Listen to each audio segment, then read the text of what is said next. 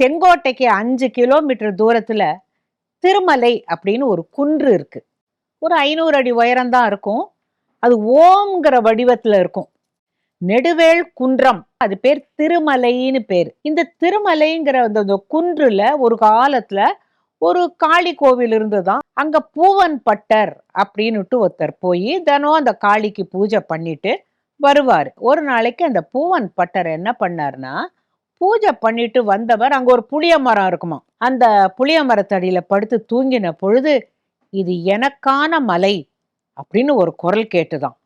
பார்த்தா அவருக்கு கனவுல முருகன் சொல்றாரு, இது என்னுடைய மலை, நீ என்னுடைய சிலை இருக்கிறது அருகில் ஒரு இடத்துல இருக்கு, நீ அதை போய் தோண்டி எடுத்து இந்த இடத்துல கொண்டு என்னை பிரதிஷ்டை பண்ணா நான் இந்த வட்டாரத்தையே செழிப்பாக ஆக்குவேன் அப்படின்னு சொன்னதுனால இவர் முழிச்சுக்கிட்டு பார்த்தாராம். அந்த முருகன் சொன்னது இன்னும் ஒரு வரியும் அவருக்கு ஞாபகம் வந்துதான். என்ன தெரியுமா?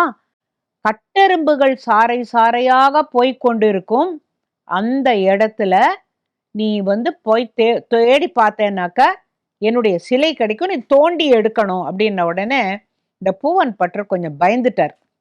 இது நிஜமா பொய்யா இல்ல நமக்கு கனவு நிஜமான்னு தெரியல அப்படின்னுட்டு நேர போய் பந்தள மகாராஜா கிட்ட சொன்னார்.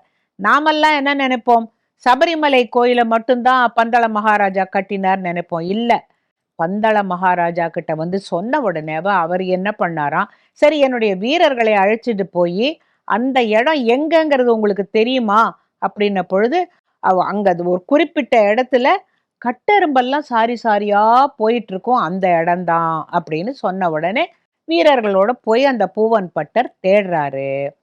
தேடுகிற பொழுது ஒரு இடத்துல ஈரமா இருக்கு, அந்த இடத்துல நிறைய கட்டெரும்பா மொச்சுன்னு இருக்கிற பொழுது அந்த இடத்த தோன்றாங்க.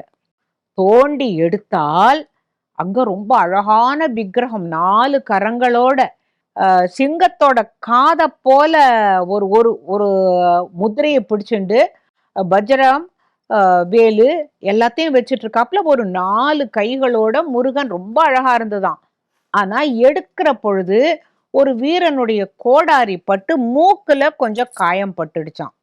ஆனா அந்த பூவன் பட்டர் அதை எடுத்து வச்சுக்கிட்டு, இவ்வளோ அழகான சிலை, ஆனா என் மூக்குல அடிபட்டுடுச்சே அப்படின்னு சொன்னாராம். அன்னையில இருந்து அந்த முருகனுக்கு மூக்கன்னு ஒரு பேரு. அந்த வட்டாரத்துல எந்த ஆம்பளை குழந்தை பிறந்தாலும் மூக்கன்னு ஒரு பேர் வைப்பாங்க, பெண் பிறந்தா மூக்காயின்னு பேர் வைப்பாங்க, மூக்காண்டின்னு பேர் வைப்பாங்க. இல்லைன்னா கூட குழந்தை பிறக்கணும்னு வேண்டிக்கிறவங்களுக்கு நான் மூக்காண்டி கோயில்ல மூக்கு குத்துறேன் அப்படின்னு வேண்டிப்பாங்களாம்.